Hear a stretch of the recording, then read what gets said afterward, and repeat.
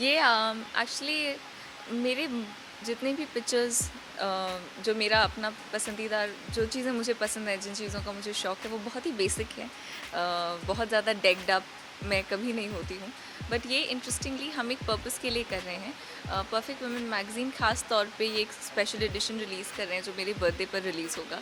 तो वो एक बहुत बड़ा रीज़न है जिसके कारण मैं थोड़ा एक्स्ट्रा एक्साइटेड हूँ, बिकॉज़ लॉकडाउन के कारण एंड ऑफ कोर्स कोरोना है, सारे प्रिकॉशंस लेने पड़ते हैं, बार बार हाथ सैनिटाइज़ करो, मास्क पहनो निकालो।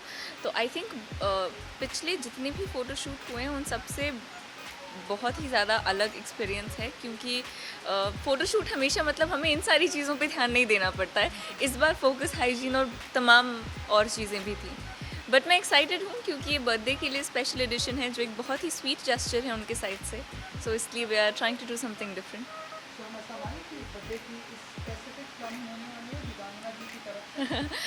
सी हर बार बर्थडे खैर मेरे लिए बहुत ही एक स्पेशल ओकेजन रहा है हमेशा से।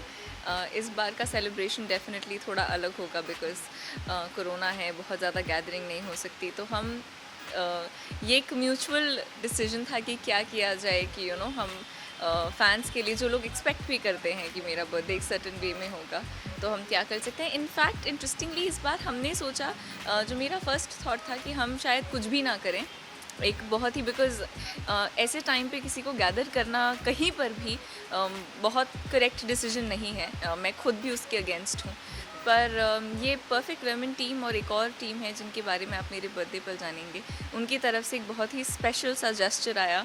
उन्होंने मेरी टीम से बात की, मुझसे बात की कि वो मेरे लिए कुछ करना चाहते हैं मेरे बर्थडे पर, क्योंकि लोगों को आदत पड़ गई है कि बर्थडे कुछ स्पेशल होना चाहिए, तो इसलिए हम भी अब उसमें बहुत ज़्यादा इन्वॉल्व हैं। जी,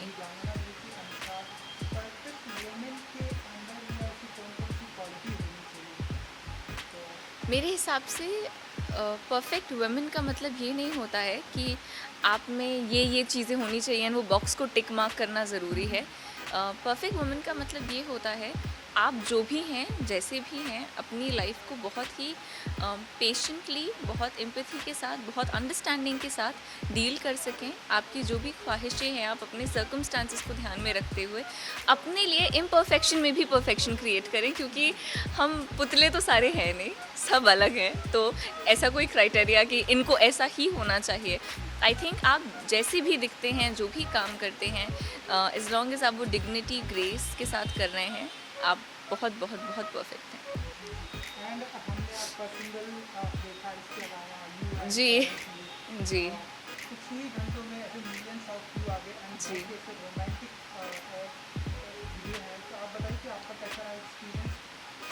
एक्सपीरियंस बहुत अच्छा रहा। सेम वो मेरा ये कोरोना वाले फ़ेज़ में, अनलॉकडाउन वाले फ़ेज़ में पहला शूट था, तो बहुत ही एक्साइटिंग भी था और हेजिटेशंस भी बहुत सारे थे, बिकॉज़ सैनिटाइज़ करना, and then I think set पे जब सबने मास्क लगाया हुआ था और हमने एक्टर्स ने नहीं लगाया था, वो एक मोमेंट था जहाँ पे वो थोड़ा-सा एक होता है ना कि हाँ, लाइक थोड़ा-सा कुछ ऑकवर्ड था, बट वी एन्जॉयड। बहुत ही अच्छी टीम है। पलाश मशाल, पलक उनकी सिस्टर, टेरेंस सर, जो डायरेक्टर हैं सौरभ, पूरी टीम एक्चुअली बहुत यंग लोग हैं। सो जब पलाश और सौरभ मेरे घर आए थे और उन्होंने कहा कि ये डायरेक्ट कर रहे हैं, तो मैं काफ़ी हैरान थी, क्योंकि डायरेक्टर्स यूजुअली एक सर्टेन उम्र के होते हैं। एंड पलाश ने बहुत अच्छा गाना कंपोज किया है, लिरिक्स बहुत अच्छी हैं। मैंने पहली बार जब गाना सुना था तो मैं गाने से ही बहुत खुश हो गई थी, तो visually I was very happy कि नहीं, इसका ट्रीटमेंट भी कुछ वैसा ही होगा, बिकॉज़ हर गाने का अपना एक फ़ील होता है, एंड तू है तो का बहुत ही ख़ास सा फ़ील है। सो देन वी रियलाइज़ कि इसका ट्रांसलेशन ऑन स्क्रीन बहुत अच्छा होगा।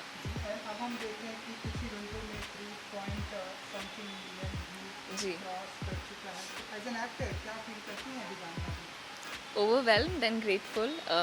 एक न्यू लेबल है एंड लोगों ने इतने अच्छे से प्यार से एक्सेप्ट किया, अप्रिशिएट किया, सारे कमेंट्स पढ़े, बहुत लोगों ने अप्रिशिएट किया है, तो उसके लिए thank you very much. And हम ऐसे ही कुछ कुछ मौके ढूंढते रहेंगे आपको एंटरटेन करने के। जी, थोड़ा बताएंगे कि कितनी एक्साइटेड है एंड शूटिंग स्टार्ट होने वाली है या फिर मैं बहुत इम्पेशेंट हूँ अब एक्चुअली, क्योंकि ऑफ कोर्स आदत है सेट्स पर रहने की एंड अच्छा लगता है, मेरी सबसे हैप्पी प्लेस वही है। तो अब जब इतना लंबा गैप हो गया है, 6 महीने हम सेट पे कोई फिल्म शूट के लिए नहीं पहुँचे हैं, तो थोड़ा तो अटपटा लग रहा है, there is no doubt about it.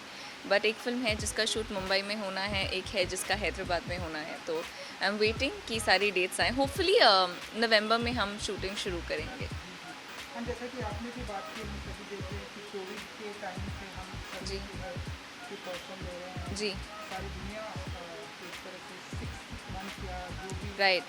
मतलब हर किसी का जो है बिग बॉस बन गया था, हर किसी के लिए। That's true. तो इन लॉकडाउन के टाइम में दीपावना जी ने ऐसी कोई एक्टिविटी सीखी, कोई एक्टिविटीज़ किया जो आपके लिए ऐसे बहुत ही मैंने अच्छा पेंटिंग की, मोमेंट मैंने बहुत सारी पेंटिंग्स बनाई हैं। मैंने पहले कभी भी कैनवास पे पेंट नहीं किया था, इनफैक्ट मैंने पेंटिंग सीखी भी नहीं है, बट लॉकडाउन में इतना टाइम था तो ऐसे चलो ठीक है कुछ नया ट्राई करते हैं। एक्चुअली बचपन में पेंट किया करती थी मैं, बट एक आई थिंक वो एक फेज़ था, लाइक मेरे 5th-6th स्टैंडर्ड तक मैंने काफ़ी सारी पेंटिंग्स की हैं, उसके बाद वो रुक सा गया बिकॉज और चीज़ों में बिज़ी हो गई थी। बट देन लॉकडाउन में वो शुरू करके मुझे बड़ा मज़ा आया। एंड बिग बॉस सीजन भी स्टार्ट हो रहा जी। है, तो इसके बारे में आप कुछ कहना चाहेंगे? आप कितना फॉलो करती हैं या फिर क्या कहना चाहेंगे आप बिग बॉस को? सी मैं सैटरडे संडे वाले एपिसोड्स देखती हूँ, प्रॉपरली फॉलो इसलिए नहीं करती हूँ बिकॉज मैं उस घर में एक बार रह चुकी हूँ एंड मेरे पर्सनल एक्सपीरियंस से मुझे ऐसा लगता है एक बार अगर आप उस घर में रह लो तो उसे बार बार देखना थोड़ा डिफ़िकल्ट हो जाता है। बट मोर और लेस मुझे पता होता है क्या चल रहा है घर पर एंड इस बार का season I wish the best to everyone.